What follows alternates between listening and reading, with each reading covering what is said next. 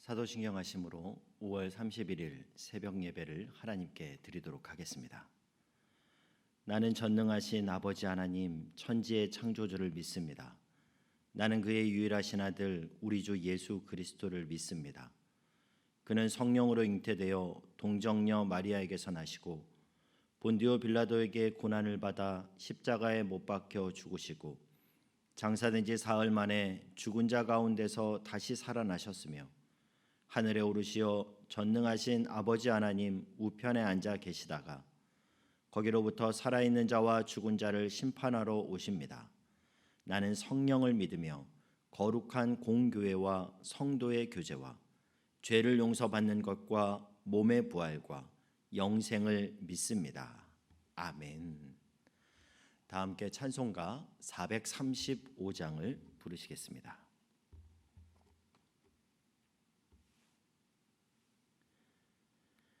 나의 영원하신 기업 생명보다 귀하다.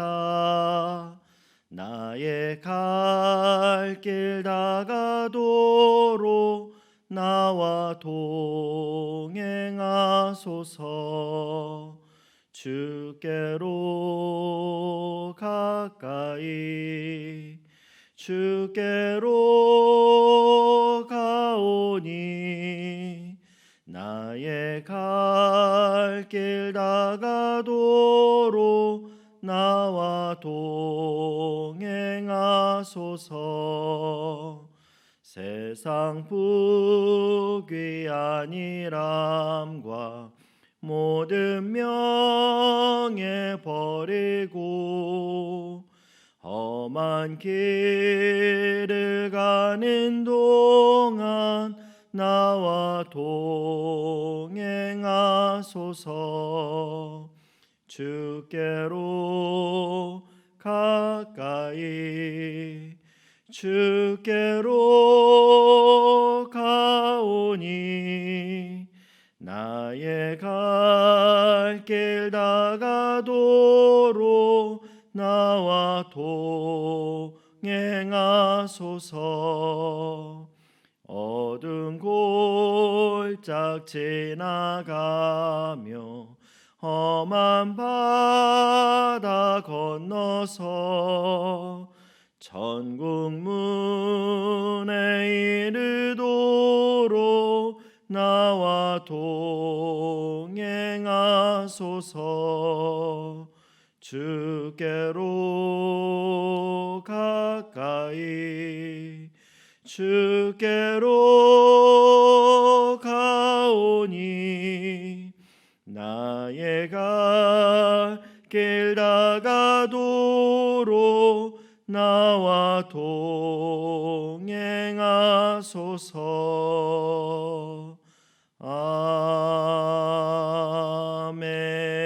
아멘. 오늘 주시는 하나님 말씀은 이어서 출애굽기 24장 12절부터 18절까지의 말씀입니다. 구약성경 118면에 있습니다. 출애굽기 24장 12절에서 18절까지의 말씀. 이 계시의 말씀을 우리가 서로 교독할 때 살아계신 하나님의 음성을 들으실 수 있기 바랍니다. 여호와께서 모세에게 이르시되 너는 산에 올라 내게로 와서 거기 있으라. 내가 그들을 가르치도록 내가 율법과 계명을 친히 기록한 돌판을 내게 주리라.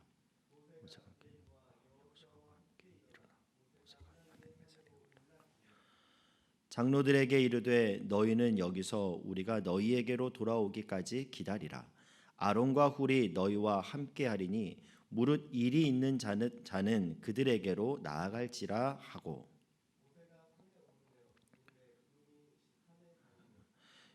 여호와의 영광이 시내산 위에 머무르고 구름이 엿새 동안 산을 가리더니 일곱째 날에 여호와께서 구름 가운데서 모세를 부르시니라.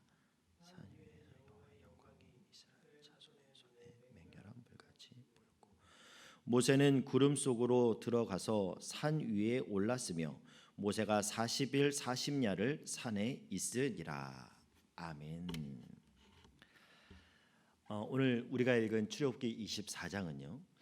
예수 그리스도의 보혈의 피가 가장 선명하게 드러나는 가장 복음적이고 가장 십자가의 진리가 잘 드러난 구약의 본문입니다. 이 24장은 모세의 이야기도 아니고요. 아론의 이야기도 아닙니다. 바로 그리스도의 이야기입니다. 24장을 크게 두 단락으로 나눠 보면 1절부터 11절까지가 첫 번째 단락이고요. 그리고 오늘 우리가 읽은 12절부터 18절까지가 두 번째 단락입니다. 이 두 번째 단락은 첫 번째 단락을 이해할 때 우리는 더 선명한 말씀의 의미를 이해할 수 있는데요. 그래서 오늘 1절부터 같이 한번 보도록 하겠습니다. 1절을 보면요. 또 모세에게 이르시되 너는 아론과 나답과 아비후와 이스라엘 장로 70명과 함께 여호와께로 올라와 멀리서 경배하고. 하나님의 부름을 받아 지금 시내산으로 올라간 사람들의 명단이 나오는데요. 모세와 아론과 그리고 아론의 두 아들 나답과 아비후가 나옵니다. 그리고 나서 70명의 장로들이 소개되는데요. 하나님이 이스라엘 백성들과 시내산에서 그 언약을 세우는데 이 엄중한 자리에 아론의 두 아들 나답과 아비후가 함께 올라갑니다. 이들은 모세와 아론을 이을 다음 세대의 상징과도 같은 그런 인물들인데요. 근데 성경은 이후에 이들이 벌이는 그런 행위에 대해서 레위기 10장에서 이렇게 말씀하십니다. 레위기 10장 1절 2절을 보면요. 아론의 아들 나답과 아비후가 각기 향로를 가져다가 여호와께서 명령하지 아니하신 다른 불을 담아 여호와 앞에 분향하였더니 불이 여호와 앞에서 나와 그들을 삼키매 그들이 여호와 앞에서 죽은지라. 그 영광스러운 시내산까지 따라갔던 이들이지만 이후에 이들은 여호와께서 명령하지 않은 다른 불로 하나님께 분향했다라는 겁니다. 다른 불을 드렸다라는 말은 다른 말로 하면 자기가 하고 싶은 대로 자기 마음대로 하나님을 예배했다라는 그런 의미입니다. 여러분, 예배는요 하나님이 명령하신 대로 그리고 하나님께만 집중할 수 있는 그런 내용들로 채워져야 하는 것이 그게 바로 예배입니다. 그런데 이 두 아들은 자기 편의대로 예배를 드렸다라는 거예요. 우리가 코로나로 인해서 영상 예배를 드리기 시작한 지가 벌써 1년이 지났는데요. 코로나 초기에 예배당에 나올 수 없어서 온라인으로 예배를 드리던 그 첫날 여러분의 예배는 어떠셨습니까? 첫 영상 예배를 드리던 날 제 아내가 이런 말을 하더라고요. 아이들과 같이 예배를 드리기 위해서 거실에 있는 탁자를 치우고 그 위에 있는 물건들을 다 치운 다음에 테이블을 닦는데 갑자기 눈물이 났다고 그렇게 말을 했습니다. 그러면서 기도하기를 하나님, 저 오늘 교회 못 가요. 그런데 하나님, 저 하나님께 예배드리고 싶어요. 작은 핸드폰을 켜놓고 아이들과 함께 예배를 드리지만 우리가 온 마음과 정성을 다해 하나님께 예배드리고 싶어요. 그러면서 주일 또 예배를 드리러 가는 것처럼 옷을 갈아입고 아이들을 불러 모아서 함께 예배를 드리는데 하염없이 눈물이 났다라고 그렇게 말을 했습니다. 여러분, 이것이 비단 우리 집의 이야기만은 아닐 겁니다. 많은 믿음의 가정에서 같은 경험을 했을 거예요. 그런데 여러분, 지금은 어떠십니까? 코로나가 시작된 지 한 달, 두 달, 1년이 지나가면서 이게 조금씩 허물어져 가요. 많은 또 사람들이 또 비스듬히 누워서 그리고 심지어 새벽 영상 같은 경우에는 침대에 누워서 그렇게 예배를 드리는 분들도 있습니다. 물론 안 드리는 것보다는 낫지만 우리가 예배 드릴 때는 태도 또한 내용처럼 중요하다라는 것을 우리는 잊어서는 안 됩니다. 예배는 오직 그리스도만이 중심이 돼야 됩니다. 그리고 예배의 모든 내용은 하나님만이 영광이 되는 그런 내용으로 구성되어야 합니다. 말씀을 해도 찬양을 해도 특송을 해도 그 모든 것들이 하나님이 기뻐 받으시는 예배, 하나님께만 집중하는 예배, 우리의 온 마음과 정성을 다해 드리는 예배. 여러분, 이것이 저와 여러분의 예배, 우리 교회의 예배가 되기를 주님의 이름으로 축복합니다. 5절 6절 말씀을 보면요, 이스라엘 자손의 청년들을 보내어 여호와께 소로 번제와 화목제를 드리게 하고. 여러분, 번제는 제물을 완전히 태워서 드리는 그런 제사입니다. 그러니까 이 번제는 온전한 헌신을 의미하는데요. 그런가 하면 화목제의 목적은요, 교제입니다. 온전한 희생 제물을 통해 이루어지는 하나님과 우리 사이의 온전한 교제. 그래서 이 번제와 화목제는 앞으로 나올 모든 제사의 기초가 됩니다. 온전한 헌신과 온전한 교제. 이 모든 제사를 이 땅에 오신 예수 그리스도가 완성하셨습니다. 번제로 완성하셨고 화목제로 완성하셨어요. 에베소서 2장 13절 이하에 보면 이 예수 그리스도의 사역에 대해서 이렇게 말씀을 하고 있는데요. 이제는 전에 멀리 있던 너희가 그리스도 예수 안에서 그리스도의 피로 가까워졌느니라. 그는 우리의 화평이신지라. 둘로 하나를 만드사 원수된 것 곧 중간에 막힌 담을 자기 육체로 하시고 법조문으로 된 계명의 율법을 폐하셨으니 이는 이 둘로 자기 안에서 한 세 사람을 지어 화평하게 하시고 또 십자가로 이 둘을 한 몸으로 하나님과 화목하게 하려 하심이라. 원수된 것을 십자가로 소멸하시고 또 오셔서 먼데 있는 너희에게 평안을 전하시고 가까운 데 있는 자에게 평안을 전하셨으니 이는 그로 말미암아 우리들이 한 성령 안에서 아버지께 나아감을 얻게 하려 하심이라.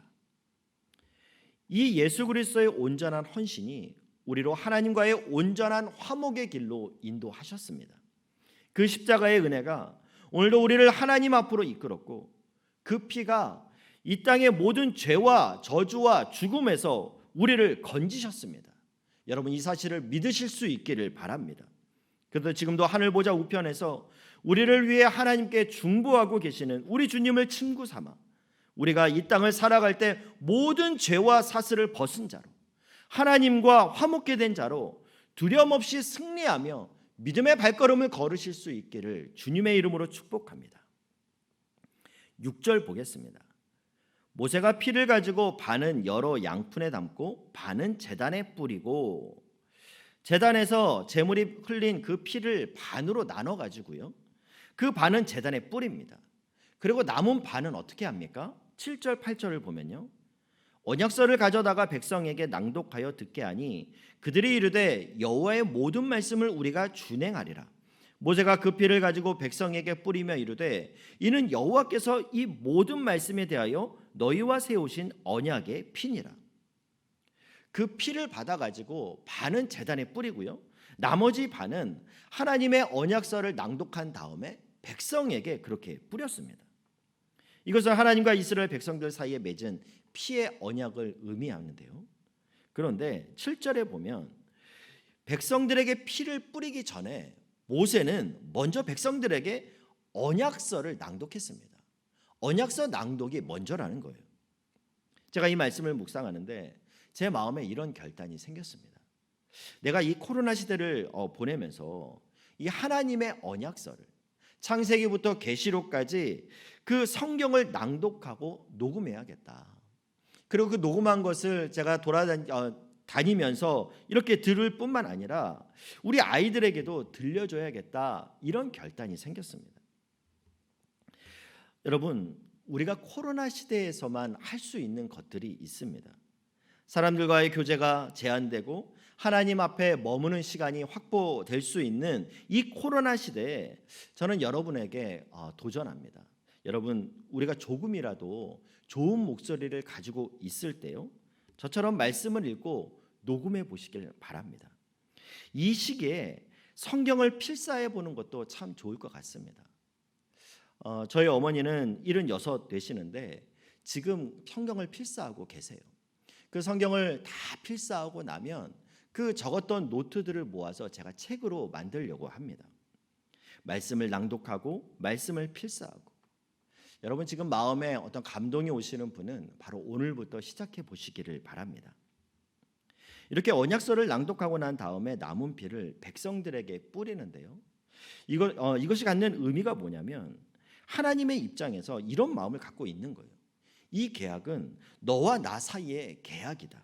그런데 너든지 나든지 이것을 어기면 어떻게 하겠다라는 겁니까? 죽는다라는 뜻이에요. 그러니까 이 언약, 이 약속은 죽음으로써 내가 체결한다. 이런 의미를 담고 있다라는 겁니다. 근데 여러분, 이스라엘 백성들이 하나님과 맺은 이 피의 언약을 지켰습니까? 못 지켰어요. 그럼 어떻게 해야 됩니까? 피의 대가를 치러야 돼요. 그러나 자식을 사랑하는 아버지께서 자식의 피의 대가를 자식에게 지우는 게 아니라요, 자식을 대신해서 그 피의 대가를 스스로에게 지우셨어요. 그것이 바로 예수 그리스도의 십자가입니다. 여러분, 이것이 하늘 보좌에서 내려오셔서 나는 생명의 떡이라 말씀하시면서 자신의 몸을 찢어 십자가 제단에 드림으로 그 생명의 떡을 우리에게 나누어 주어 우리로 부욕케 하신 예수님의 피의 공로임을 여러분 믿으실 수 있기를 바랍니다. 우리를 위해 번제와 화목제가 되어주신 이 예수 그리스도의 공로가 이 땅을 살아가는 저와 여러분에게 오늘도 능력이 되시길 주님의 이름으로 축복합니다. 15절 16절 말씀 보겠습니다. 모세가 산에 오르매 구름이 산을 가리며 여호와의 영광이 시내산 위에 머무르고 구름이 엿새 동안 산을 가리더니 일곱째 날에 여호와께서 구름 가운데서 모세를 부르시니라.